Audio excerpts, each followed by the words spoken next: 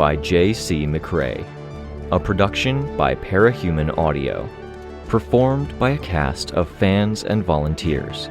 Please visit parahumanaudio.com to learn more. Thank you and enjoy.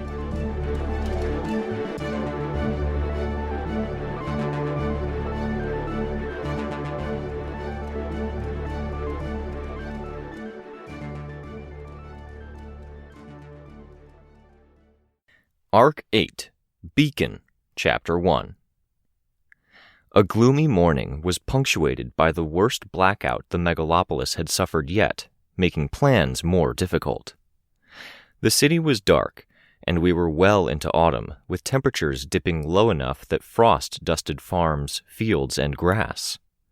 The sunlight that managed to reach through the clouds and touch the ground melted the frost, which then remained melted, but it was a slow, inconsistent process that would take until 10 or 11 o'clock to finish its work of changing things from a dull white frosted green to a damp, vibrant green.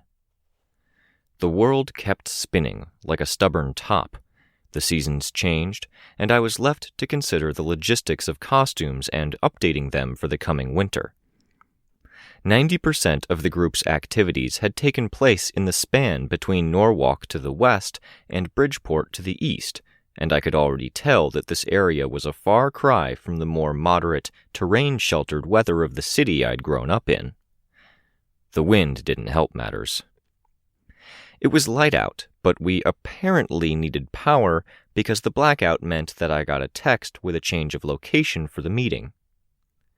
I had the ability to do a bit of a reconnaissance sweep before dropping in, because I knew that the others would be driving, and it would take time for everyone to adapt, especially with the condition of traffic across the Gimel megalopolis. No major crime, even with the blackout.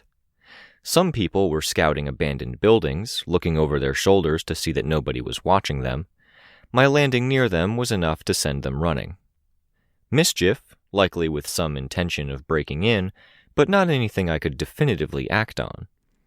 I could see the crowd of costumed individuals well before I landed.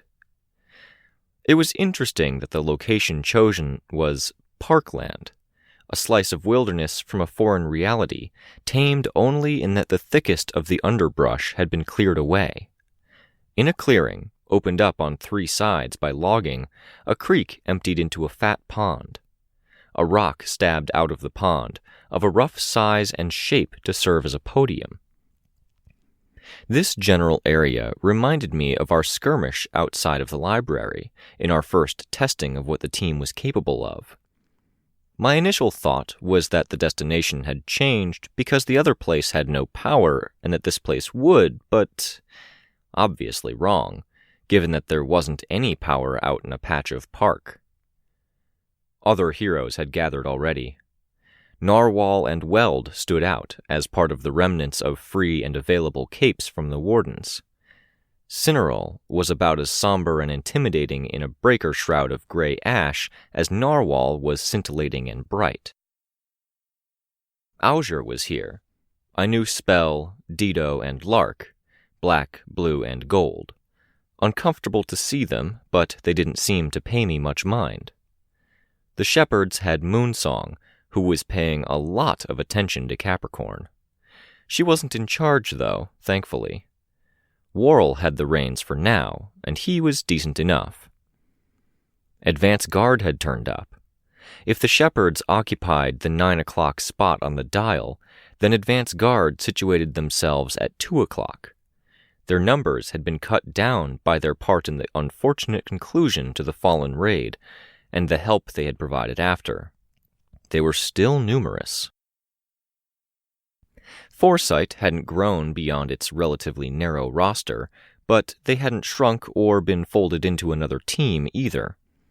We'd continued to trade information with them up until the last moment, when we'd switched our focus wholly to Cedar Point and the raid.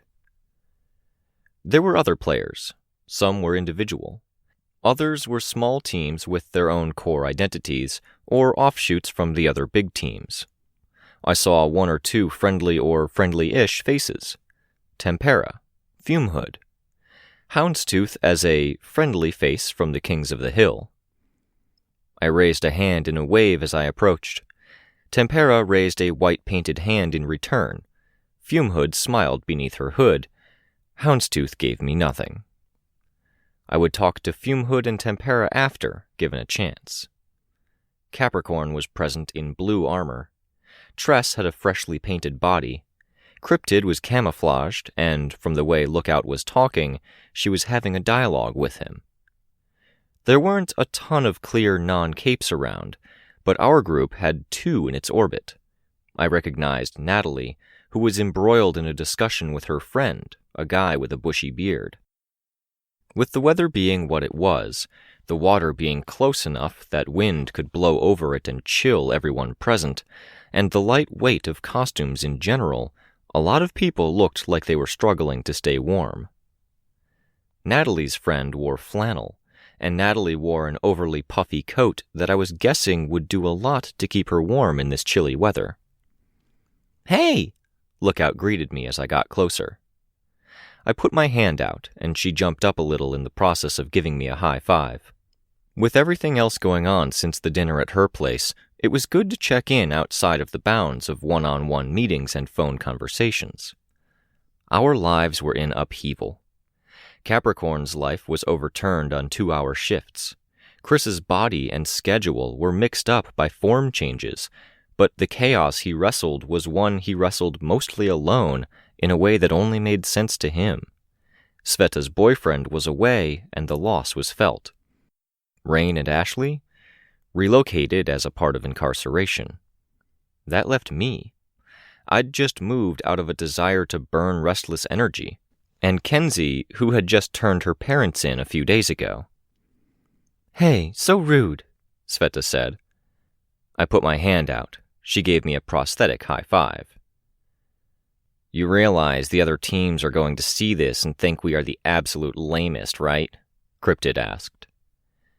Maximum Sass Lookout retorted, "You are dragging the rest of us down when it comes to the average numbers."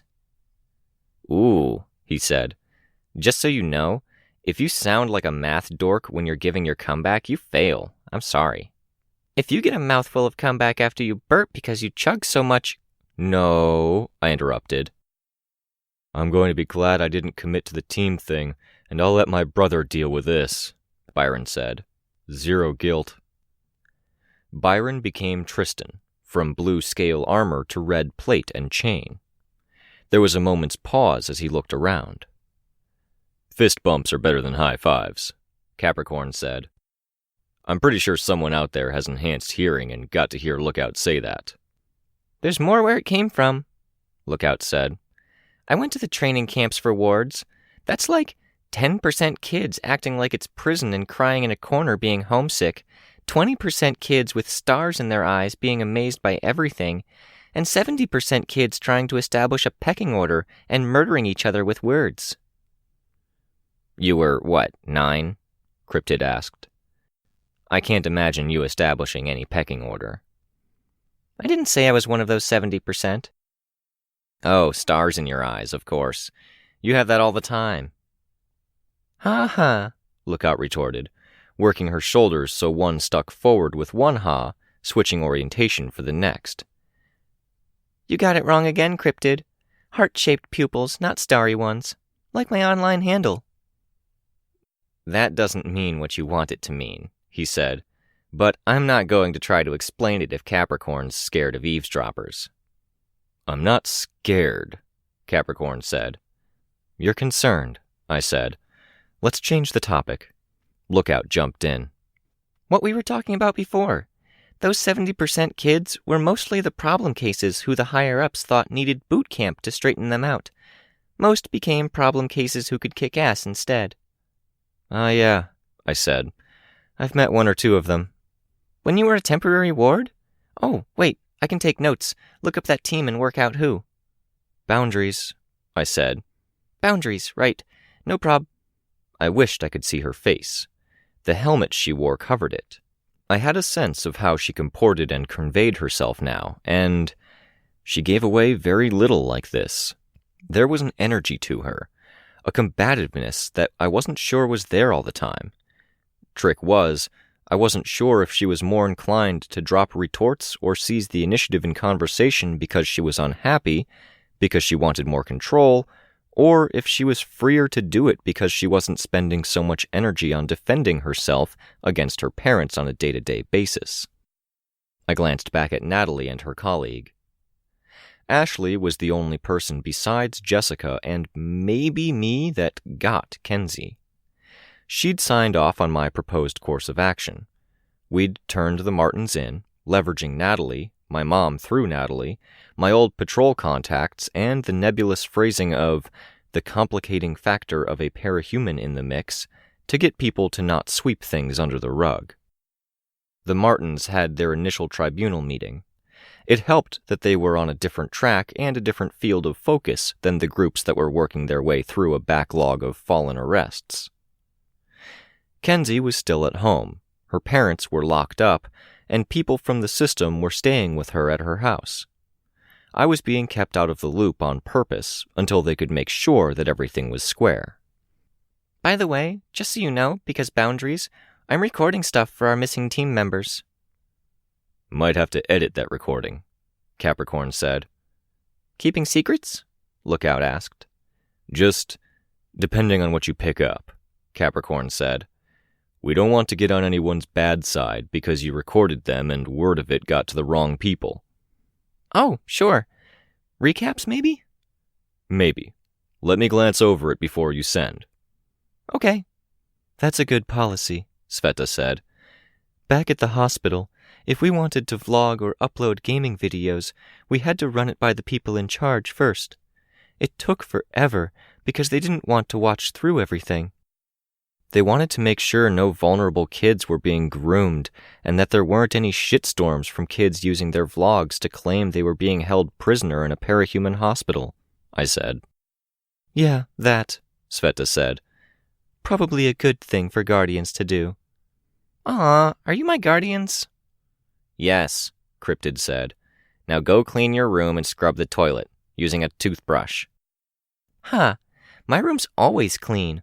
And if I use a toothbrush on any toilets, it'll be yours. Except you'd probably become happy disgust and enjoy it. That's not the convention, you dolt. I try to make it sound good. It'd be wallowing filth or something. Oh God, Capricorn said. He shook his head. This team. I'll stop, Lookout said. If anyone can overhear, I think they've made up their mind already, Capricorn said.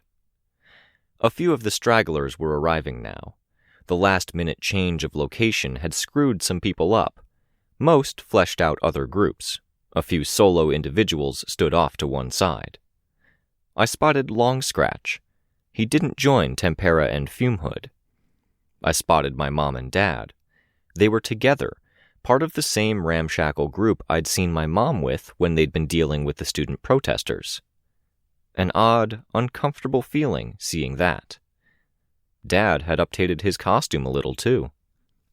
The key players of our big meeting here were the last to arrive. The trees swayed as the wind changed, and the soft roar of engines preceded the display. A dragon craft, sleek and powerful, loaded to bear with weapons. It descended slowly, with engines working against gravity, emitting a blue shimmer into the air that diffused into the area, tinting the craft's surroundings. It landed in the water, and the head rested on the stone. The occupants emerged. Yeah, that was something. Wow. After getting taken out of the picture like I had, I'd missed so much of what had gone on in Brockton Bay during the latter part of the Slaughterhouse 9 attacking, the villain takeover, and the hero's attempts to establish the peace. I'd missed this. Defiant. Armsmaster. An awful lot of the bad that had flowed from that point in time had been due to a lack of leadership on the hero's side. Miss Militia had stepped up, but Armsmaster had retired after flipping out at the hospital. My sister had filled me in on the details. We'd been left short on good guys when we'd really needed them. Things were never going to be okay after an Endbringer attack. I knew that. I'd known it to the core of my being when I'd attended Eric and Uncle Neil's funerals, my dad unable to stand for segments because he hadn't had the faculties. I'd known it when I'd lost Dean. But something had gone fundamentally wrong, even beyond that. Between the Endbringer first arriving and the Slaughterhouse 9, things had gone from a bad situation to something almost unsalvageable. I wanted to know what. I wanted to know more about the role he played in it, or the perspective he had on it. Because we were in a place very close to that. Can we ambush them, knock them out, and then see about kidnapping the speedrunner guys, just so I can have 2 forevers to look at her stuff? Lookout asked. Either one of them would kick our asses, Sveta said. I'm joking, Lookout said. Maybe if we ask nicely, I said. People were drawing closer to the vantage point. Dragon was greeting Narwhal, leaning in close enough to say something in her ear. Narwhal smiled. Defiant, meanwhile, looked pretty grim. When he got a nod from Dragon, he tapped his spear butt against the rock, hard enough to be audible from the far end of the clearing. All conversation stopped. Thank you for coming, he said. As of right now, the city is under a steady, surreptitious attack. Several arrests were made, and now that we have some information, we want to make sure everyone knows the pertinent details. If you want transcripts of the talks with the captives, you can message me at my Parahumans Online account, Dragon said. I'll send you what I can. The attackers are Earth-Chite, Defiant said. The divergence point for Earth-Chite was 600 years ago. There was a change in the royal line and a push for an Age of Enlightenment stance, denigrating and even criminalizing some aspects of religion. The backlash was severe and sharp. An inclusive, aggressive faction emerged in answer to it, and that faction would eventually absorb and conquer others. The world has a population well beyond that of the Earth Bet we knew, Dragon said.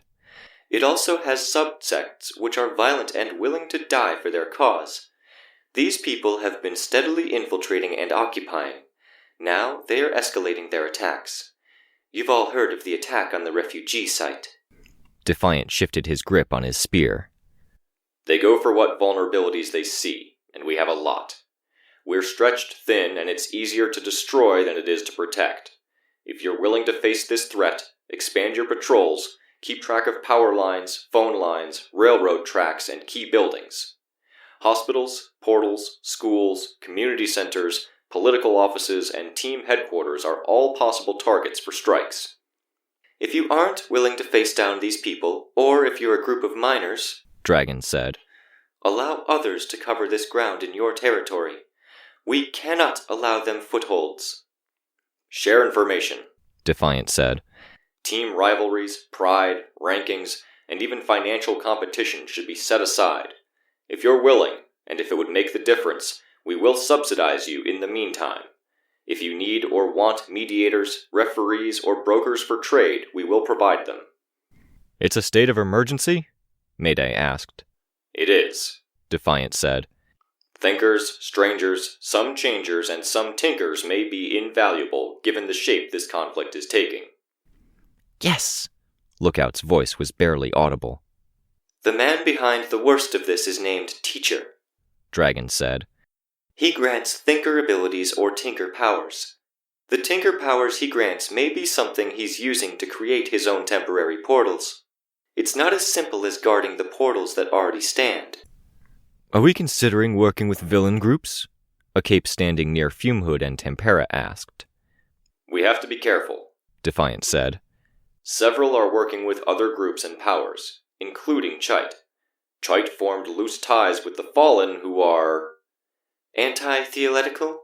Dragon suggested. Anti-theoletical to Chite's own belief system. But Chite's doctrine is one that accepts any subsect or branch religion that is willing to agree to a set of fundamental truths. The Fallen, with some strained interpretations, fall in line with that. Is that where they went? Mayday asked. Some, Defiant said. The new self-described Tomias branch and remnants from the attack on the compound made a break for the wilderness. End of Days phases things into desolate alternate worlds. We think they gathered supplies and used a tech-augmented version of his power to escape into another world. They are migrating to a settlement that isn't part of the megalopolis, and they'll emerge there. If we get information, we will reach out to interested parties. Right now, we're trying to shore up what's missing now that the wardens are, I don't want to say dead. We have no reason to believe they're dead, Defiant said. Out of the picture. Dragon's voice was soft. There weren't many people here who hadn't felt some loss when the Warden's HQ had disappeared. Teams had called it a base of operations, worked with staff, or lost team members. Yes, Dragon said. We're available. We've already reached out to some of you, and we'll reach out to others soon. Our focus is split, and we do have to concern ourselves with things beyond the city. There was a kind of attitude shift across the crowd. On a level, I could get it, that things were sinking in. On another level, I felt like we were already seeing it, and that shouldn't be a surprise, even to the point that I was really kind of pissed that people were only just now getting it. This is about survival, Dragon said. We're in this together. That's the gist of it. Talk to us if you need more information. We will coordinate as we develop tools and gather information that helps with this problem. That marked the end of the speech. Discussions started around us. The war's finally reached us, Sveta said. Natalie and her friend drew closer. I had my arms folded as best as I could with my sling on. This is for real, Natalie said. They're talking about this like there's a very real possibility we might lose. We might, Capricorn said, putting a hand on her shoulder. He'd put an emphasis on might, but it didn't feel like enough emphasis to change the meaning of his statement. He was usually better about wording and presentation, leaving it up to me to try to rally the troops. We're tenacious. We made it this far, says the girl from Brockton survived Leviathan Bay, Cryptid said. Crypt, Sveta said. Show a little tact. That wasn't a good period of time. Weld was making his way to us, but he was getting questions from every group he passed, and he wasn't able to disengage or dismiss as fast as they came. This was really it, wasn't it? The good guys didn't have much more than these groups that had been called here, and there was a lot of ground to cover. If we left a flank undefended, then it was possible it would get blown up or dismantled. That was without getting into the other flaws and issues. Scapegoat turned coat. The speedrunners did the same, I observed. Tomias branch now, apparently, Capricorn said. We should talk to Rein. In person, Lookout said. I don't think that's possible, Sveta said. It would be good if it was, I said. We need to figure something out over there. We need to figure out a lot of things. They might see a group visit as being a breakout attempt, Chris said. It sounds like a very sketchy, incomplete way of imprisoning people. They won't want to add anything new or uncontrolled to the mix. I nodded, my arms folded. My mom was off at the other end of the clearing, looking at me. I'm going to go to Weld, so he doesn't have to work so hard to get to us, Sveta said. I'll come, Capricorn volunteered. It left me with Lookout, Cryptid, Natalie, and her friend. I looked at the friend. He was red-haired with a red beard and very blue eyes, and hooked his thumb into his belt in a way that I wanted to describe as forced casual. I'm Victoria. Antares if you want to use something fancier, I introduced myself. Tony, I got the rundown on the group from a distance, he said. He shook my hand. I'm keeping an eye on things at Lookout's house on Tuesdays, Wednesdays, and Thursdays, making a dinner, breakfast. Usually there are 2 of us there at a time. Because I really need that much supervision, Lookout said. We supervise each other, too, Tony said. They thought we should send someone here for this meeting to supervise and ensure we know what's going on, Natalie said. Tony's a friend of mine that's in family law. We saw each other a few times when we did the big friend group get-togethers. You know the kind, where you say hi to a bunch of people that are 3 degrees of separation away from you, but you don't ever really talk to them, Tony said. I know the kind, I said, smiling. We're talking now, Natalie said. Everything's okay on the home front? I asked. I looked at Lookout. Okay enough, Lookout said. Quiet. We'll figure out something more long-term later, Tony said. For now, quiet isn't the worst thing. No power at all last night, Lookout said. It's terrible. No TV, no movies, no computer. Can't run half my tech. Build a generator, Cryptid said. I'd have to box it up, and I'd have to make it big if I wanted to get energy from nothing, and it takes resources, and it takes time, and, oh, duh, I can't build in the dark, so I'd need a generator to build a generator. See my problem? Ugh. Ugh, Cryptid echoed her. Try harder. Go easy, Cryptid, I said. Why don't you go for a walk? Whatever, he said. The camouflage that cloaked him slipped around his body as he moved, adapting to the surroundings within a few feet of him with each step or so. Come on, I told Lookout. You two okay on your own? Capes are neat, Natalie said, in a way that made me think she was being sarcastic. We'll crowd watch, right? Yeah, Tony said. What are we doing? Lookout asked. Checking in, I said. There were too many things I needed to know, wanted to ask. Some were past, some present, some future. And Lookout needed some distractions, because as far as I could tell, her home life was less mired in the bad, but there was also a distinct lack of good in it. I could imagine it was lonely. As I took her hands, my eye fell on my mom, who was talking to my dad. Even when things weren't great, or when there was a measure of resentment or hurt feeling, there was sometimes hope. There was a lingering fondness. I flew, lifting Lookout over the crowd, past Weld, Sveta, and Capricorn, who were together, Weld with one arm around Sveta's back, helping to keep her upright as they tried to talk to 5 people at once. We landed on the far side. There was a crowd here, too. It was more the team leaders like Mayday and Houndstooth who were lingering here. We lingered, waiting. Lookout craned her head around, looking at the dragon mech. She combined my tech with that hack Brim's stuff for the eyes, I think, Lookout said. I know I signed off on other PRT tinkers using my stuff, but it kind of sucks that she didn't just use my stuff on its own. If you get a chance, you could ask her why. I don't think I could.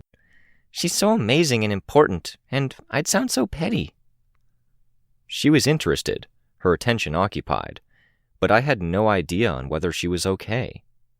I wasn't sure the home situation was good like this, as temporary as it was, but did she ever have a good home situation? I could have asked her how she was, but I wasn't sure I could trust the response. She would sooner tell me she was fine when she wasn't than be up front and risk scaring me off. Maybe a roundabout route? If Swansong was here right now, what would she tell you? I saw her head tilt. Don't overthink it. It doesn't matter what I feel or know. How does she respond? Generally speaking, not about Dragon, but about anything today. You keep telling me stuff and changing what I'm supposed to think about. Just don't think, off the top of your head. She'd be like, imbecile, go kick ass, be proud of yourself. I don't know. Doesn't sound quite right. I'm not the swan song whisperer, Lookout said, but I know she treats me pretty nice and she doesn't think much about other people being important. They'll all be subservient? Subservient, I said. They'll scrape and bow before her in the end, so she'd say even dragons shouldn't be a big deal. Maybe, I said. I'm focused more on you than her, though. What would you regret? Saying something and being shut down, or saying something and maybe getting a neat bit of info? Lookout shrugged. I get turned down a lot, I guess. I didn't mean to frame it that way, but... She picked up where I'd trailed off. Can't hurt too badly. Mayday kept giving us more and more wary looks until he gave Defiant a handshake and left. A bit nervous. It hadn't been my intention to bring Lookout uncomfortably close to him. My intention was more along the lines of opening a dialogue with the closest thing we had to heroes at the top. The new triumvirate were all either busy or they'd been taken when Mrs. Yamada had. There wasn't any clear indication. Defiant turned his attention to us. Victoria. Defiant, thank you for coordinating people. Thank you for the information you sent us. We're still sorting through it and verifying. The stuff from beyond the GN portal. In drafting it, Capricorn, Sveta, and I had included the details about the jail, as well as how they'd been acquired. Your mother and father are over there, he said. You're not with them? I shook my head. Not right now. It's complicated, Dragon said, like she knew. When I gave her a curious look, she said, Your parents are working for us until the wardens are established again.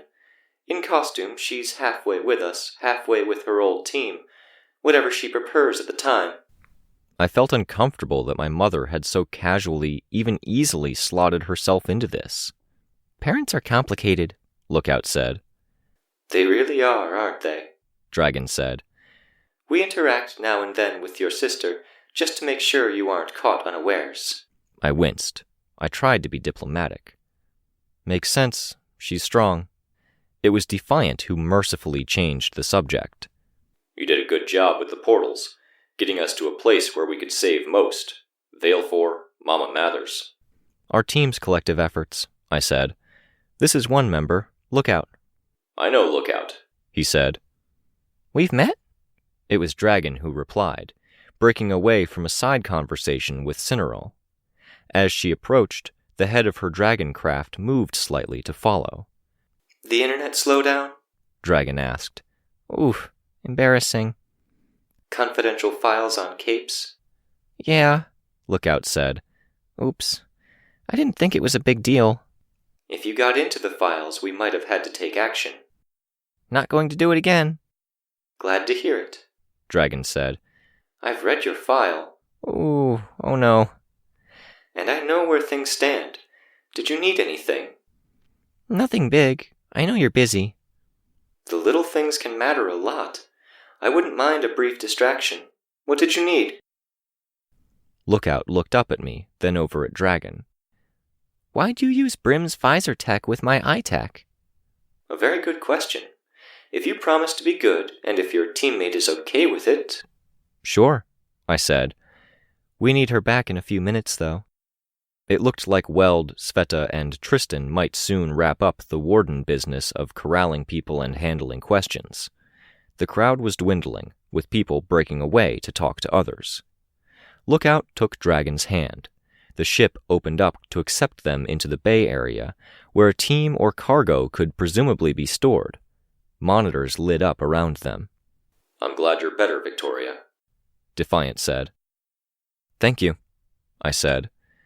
The words were kind, but I wished I hadn't heard them because they were a reminder. I've scanned files about your team members, he said. He leaned back against the side of the ship, setting the spear so it stood a few feet beside him, needing no hands on it to keep it upright.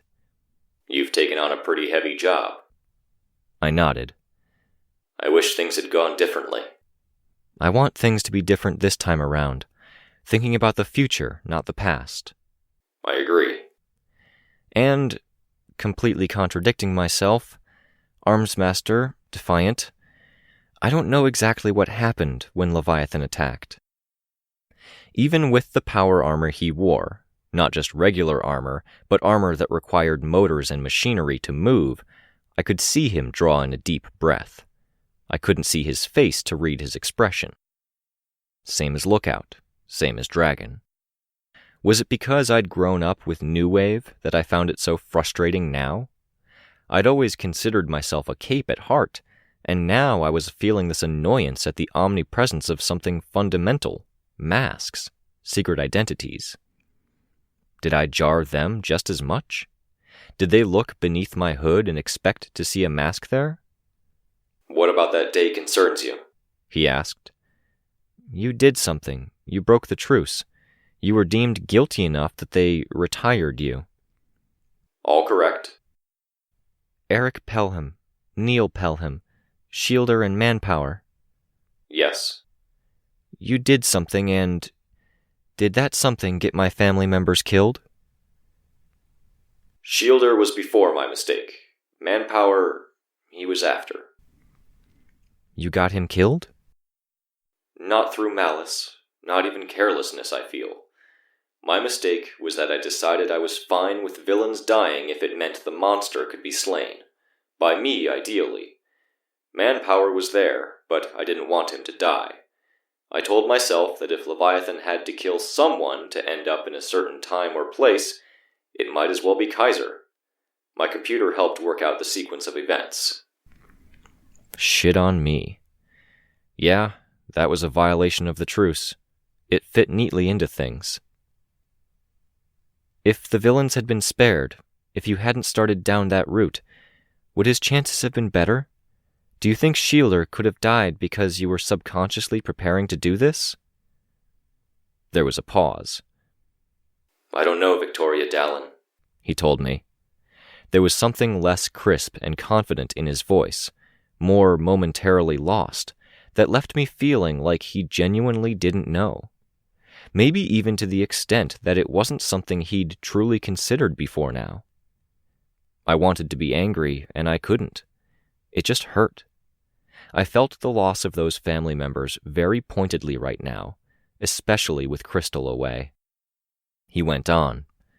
But if there's even a possibility, I'd be willing to do anything reasonable to make it up to you. It's the sort of effort that keeps me moving forward. I nodded.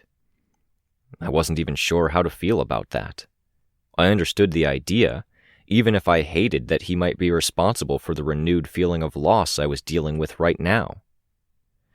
I hadn't come here with the plan of guilting him and using that, but he was offering help and... fuck me, we needed it. The prison complex. We have teammates there, I said. I don't think we can release them. Things are volatile. Unless you have new evidence you'd like for us to push through. Kenzie needed this. The team needed it. I shook my head. I don't think you could or should either. My question is, can you get us in to visit, as a group?